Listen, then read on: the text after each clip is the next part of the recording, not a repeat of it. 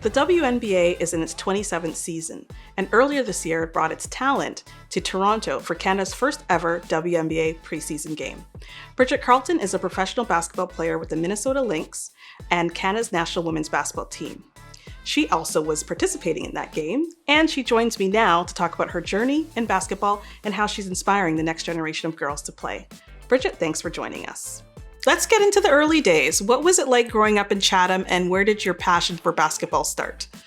I had an amazing childhood. I grew up with two sisters, and we all played kind of every single sport we could get our hands on. Our parents were really encouraging and just getting us involved in anything we could in the community. But I fell in love with basketball at a pretty young age. It was probably the sport I was best at to begin with, but I also really enjoyed it because my mom played collegiately and for Team Ontario back when she was in high school. So I always kind of like strived to have her passion for the game, and I really looked up to her. Was it challenging transitioning into leaving high school and playing sort of at the D1 level in college? And can you talk a little bit about that? You know, I'd lived in Chatham till I was 18, and this was the first time I was kind of on my own. I went to a school that was 10 and a half hours away in another country. So that was an adjustment for sure, but my parents really instilled having set my priorities at a young age, and my priority always was school first, and that was always, number one on my list, and then basketball. So I always hung my hat on that and kind of, had those priorities in mind throughout my collegiate days. And my family was amazing. They traveled a lot to come see me play, so they kept me motivated and kept me connected to back home, because it was hard missing a lot of time at home. I mean, it still is. You were one of 4 Canadian women in the league. What does that mean to you, and how would you like to see the league grow? I'm honored, obviously, to be a part of this league. And it's interesting because when I was growing up, the WNBA really wasn't on my radar. I knew it was a thing. I knew it was the best in the world. I just didn't really think it was going to be realistic for me. As a kid, I really just loved to play the game, and kind of things developed from there. But once I realized it could be a realistic goal for me, it was around my senior year in college and making a roster. And now it's been 5 years playing in the league. Hopefully, that's the beginning of a lot more Canadians to be in the league. There's a really great group of women coming up through our national team program. I've learned from a lot of great players in Canada that have had impacts in the league, especially Natalie Achonwa, who's still playing. But yeah, hopefully I can be that to some young kids growing up now. And going back, you noted that you didn't think it would be a possibility. So why did you feel that way when you were younger? I just never knew kind of what basketball had in store for me.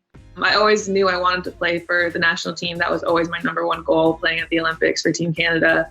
I don't know. I just never thought I was going to be that good, to be honest with you. I always worked as hard as I could. I wanted to be the best player I could be. And kind of as things developed and I did become, one of the best players in college, I realized that something like that could happen. So that was really, really cool to actually have that flourish. Is there one obstacle or challenge that you had to face that you were able to overcome? And what was that? So my rookie year, I got drafted out of Iowa State. I got drafted 21st overall to the Connecticut Sun. I was just a rookie trying to take it all in, trying to do the best I could.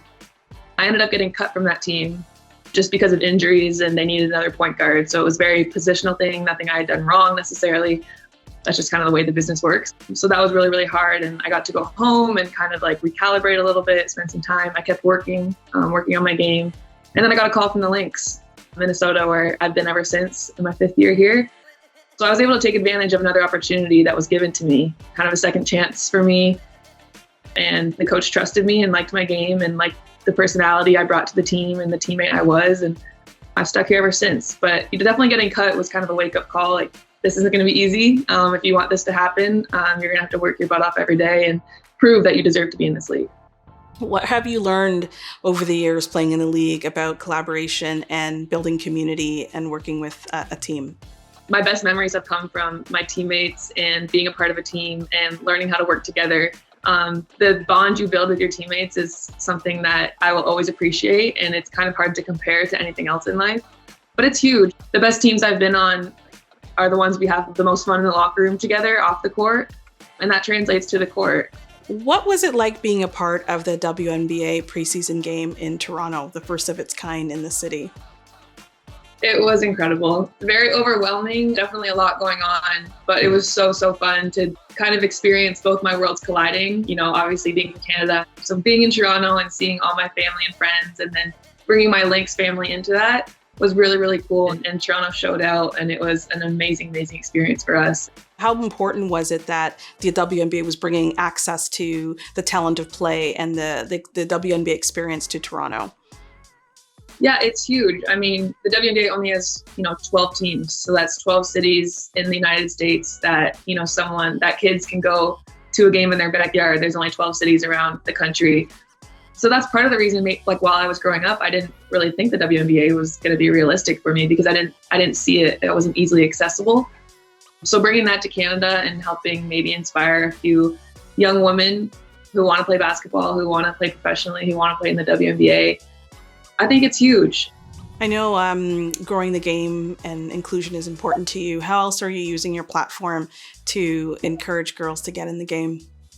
The biggest thing with me is when I am home, when I am in Chatham, in the small cities, I like going to camps. I like, hosting my own camps and really connecting with kids that, I was in their shoes. But especially, kids from small cities, I really want to connect with because it is different. What is in your mind, the main thing we should be doing now to kind of invest in women's professional sport or women's basketball and connect fans with, these sporting experiences? Continuing to show games on TV, to have games easily accessible, to have players easily accessible. I think social media has been huge in that. You kind of get to connect to athletes in a way that you didn't get to 20 years ago, which can be a good thing, can be a bad thing. But you get to know who they are, their personality, what their interests are. What's one piece of advice you'd give your younger self, looking back at your career to where you are now? I think one thing that comes to mind is don't be so hard on yourself, and it's okay to make mistakes. I was definitely a perfectionist, and I think I was hard on myself at times, which kind of helped me get better every day because I was realistic and I wanted to be better.